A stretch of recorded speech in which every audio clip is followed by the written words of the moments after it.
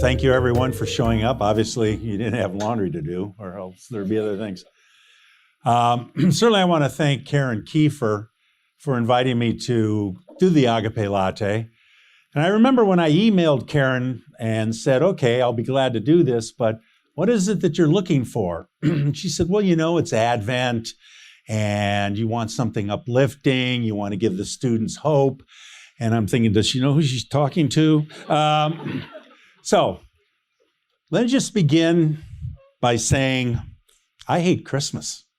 I really hate Christmas. I hate Christmas. It's the only holiday that begins in September and ends in January. Black Friday, Black Monday, Doorbuster Tuesday, and then what says Christmas more than a bunch of Christmas carolers clad in plaid singing to you about the benefits of eating KFC? I mean, if that isn't Christmas, I don't know what is. Okay, I feel better now that I got that off my chest.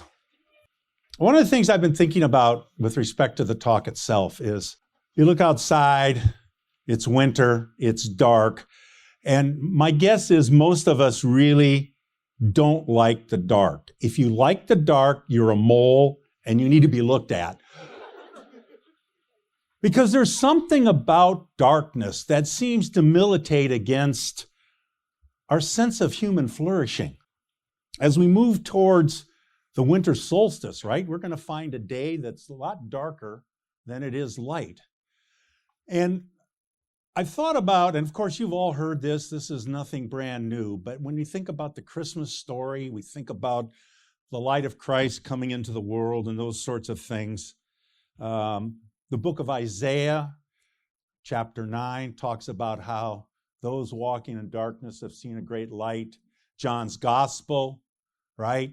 Christ came into the darkness and the darkness didn't overcome him. When I taught modernism in the arts, and one of the things that we did when we did architecture, as well as when we did literature, so the seasons, spring, fall, winter, and summer, are analogous to human plots, to human life. And so just think about your experience of the summer. It's warm, the sky, the sun, the sky is really blue. There's a real sense of distance between you and, of course, the sun. And who doesn't feel alive in the middle of summer? And again, if you're one of those who don't, then I'm going to form a club with the mole people, and then you guys can figure out how to live out your life together. So light is such an important natural element to us. And of course, those of you who have done perspectives and are philosophy majors whose souls will be saved, the rest of you, well, I'm sorry. Plato's cave, the movement from darkness to light. We think about, so E.M. Forster, one of the great English novelists, in his book Passage to India, the female character has this conversion experience in a cave to come out into the light, understand who she is. Wagner's opera, Tannhäuser. The opening scene begins with, shows Tannhäuser in a cave with Venus. And Tannhäuser is complaining because everything is the same. It's perfect, she's perfect, and he wants to leave the cave to the light of the world above. He wants the messiness of human existence, but he wants it in terms of a kind of truthfulness. And that's what we can think about light as a metaphor. If you've had a chance to visit the great Gothic cathedrals in Europe, the stained glass windows, the light that comes through the windows, you just think about it, that light has been kind of transformed into supernatural light. It's a light that elevates you beyond the ordinary experience of light as a way in which to get you to kind of meditate more deeply on what your Christian faith is trying to get a hold of with respect to your own life. Light wisdom, the light of Christ, all those sorts of things are important. And for me personally, one of the difficulties I've always had, and this is because I'm an academic, so we think about the Christmas story, and we think about this child in a manger. And I want you to really think about this for a second. Here's this little baby that is the light of the world, right? Now, if you've had younger brothers and sisters and newborns, you know what the feeling is to a certain extent. But to really meditate on the light of the world taken on human flesh, he has to have his diapers changed. He has to be breastfed. He has to be protected. That seems to militate against a kind of powerful light that we think of, but it seems to me that's the irony. Now, it's easy for me to talk about this because I tend, as most know, I tend to live in my head. And so what's really hard for me, though, is to kind of move from my head to reorient my affective sense of what this means in terms of this Christmas event. That Christ is coming, we're preparing for that, and in this child is the light of life. And this light will overcome the darkness. A number of years ago, many years ago, I was in a moment in my life when I was at a crossroads. I had to make a decision, or I was in the process of making a decision to change my path. I had been, I think a lot of you already know this, but I had been a Jesuit for 17 years. And I had decided I needed to take a leave of absence to really kind of figure out what was going on in my life. Because one of the things that I had discovered for 10 years prior was that there wasn't a great deal of light in my life. There wasn't a great deal of joy. And now I'm old enough to know that life is not always giggles, right? Life entails a certain amount of struggle and suffering, but always what should be at the bottom is a sense of there's joy even in this. But this wasn't part of what I was feeling, and I wondered what the hell was going on. I had a good friend, a Jesuit at the time, and this is why friends are so absolutely important. So reread Aristotle. He said to me one day, he said, "You're miserable. You've been miserable for as long as I've known you, and those that have known you longer have said you've been just as miserable. At least I'm consistent." He said, "You have to do something about it." And him saying that, in many ways, well, not in many ways, it was a way in which I was allowed to be free. And when I think about that experience, I think about this is what the light of Christ enables us to do. It enables us to be free, to be able to respond in the way that we think God is moving us. So I asked to take a leave of absence. I took the leave, moved out of the Jesuit community, moved into a home, or I rented a room. If anyone is familiar with the novel Great Expectations, I lived in Mrs. Haversham's house. At least some get the literary reference. But what happened to me then, I fell into a really deep, dark depression. It was pretty bad. And one of the things that I remember about that experience is that in my prayer life, because I'm trying to discern, and it's really difficult to discern when everything around you appears to be shrouded in darkness or clouded, etc. There was one overarching theme that was part of this experience. So again, if you're familiar with Hebrew scriptures, if you're familiar with the Exodus story, there's that point when the Jews have left Israel and they're wandering in the desert and things aren't going so well.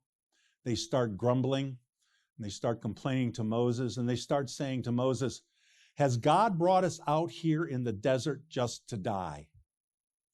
That was the experience of my prayer. Have you, God, brought me out here just to die?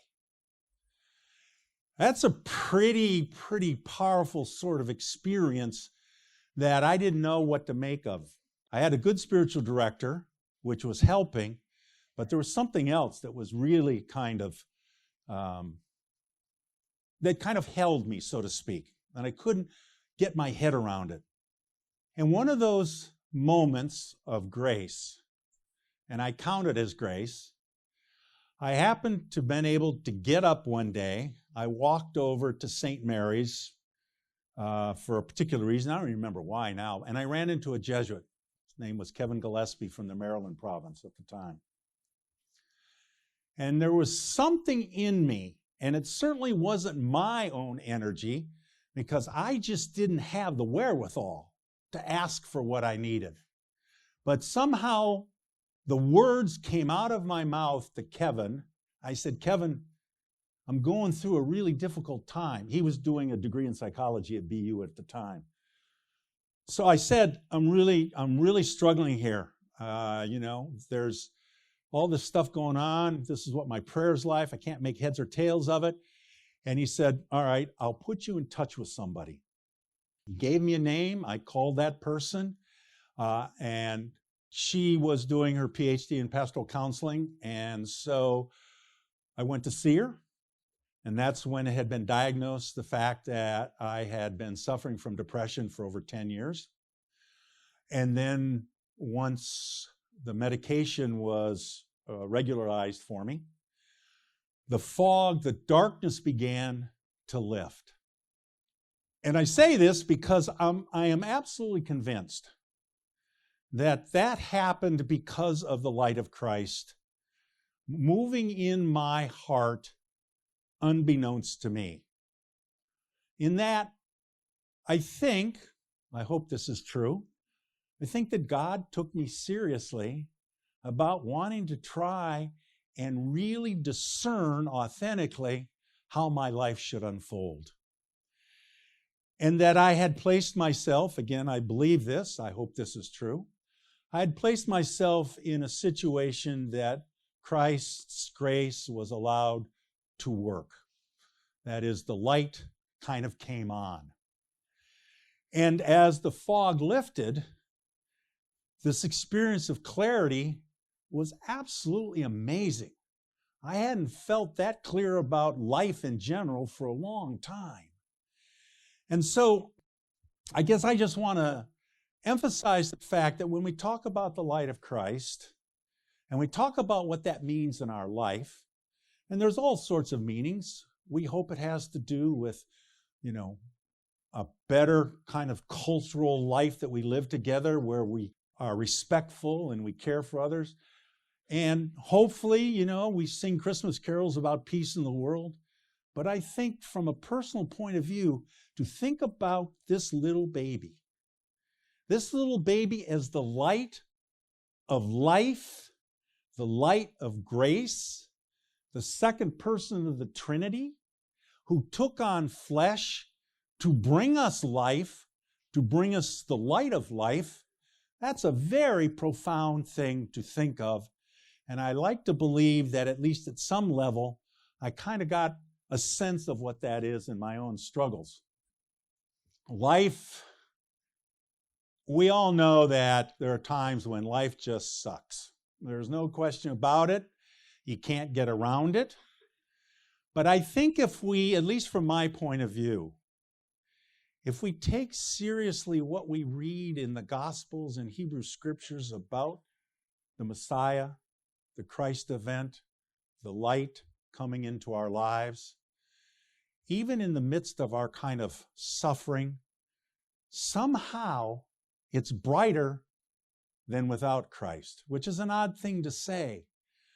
But you think about the little baby, and then next March or whenever it begins, we start Lent, how this little baby that began his life in a crib ends up in the darkness of the cross. It's an odd sort of journey from the light of the world to the darkness of the cross, followed by the light of the resurrection. So I guess I just want to say, personally for me, to think about it this way helps me get out of my head. It helps me, to a certain extent, be a little more understanding Of course, that's always a sliding scale. Understanding of the struggles that we all go through. Because in the last analysis, we really do not know what's going on in a person's heart. We just don't know. And the darkness that that person is experiencing is a darkness that screams out to be shattered, to be overcome. And so I guess I'll just leave you with this, is that Christmas is a great time. What I said before, I hate, because it's true, because it's turned it into a holiday. And I would like to remind myself, and by extension all of you, that what this event really means is it's an opportunity to give clarity to who you are, what God is calling you to be as a human being and as a Christian, or if you're in another faith tradition, whatever that might mean for you. So it's not merely lip service to the light that came into the world, but it's about the mystery of the incarnation that has brought life and light to the universe. Thank you.